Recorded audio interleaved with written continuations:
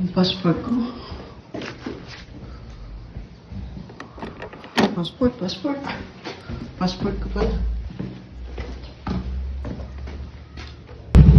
So guys, painit na natin yung motor, mga kaibigan. Yan, longis yung motor natin. Yan.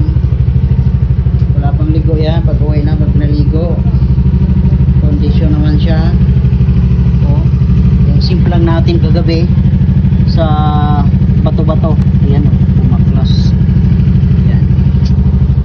Tapos, siyempre may nagtatanong sa ating gulong. Wait! Ayos yung gulong natin ha. Ayan o. May nagtatanong kasi dito kanina ano nang gamit nating gulong. Siyempre, Seat tires yan. Ayan o. Seat tire. O.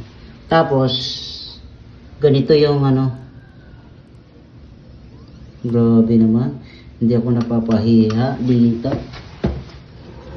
Hindi ako napapahiya dito. Oh.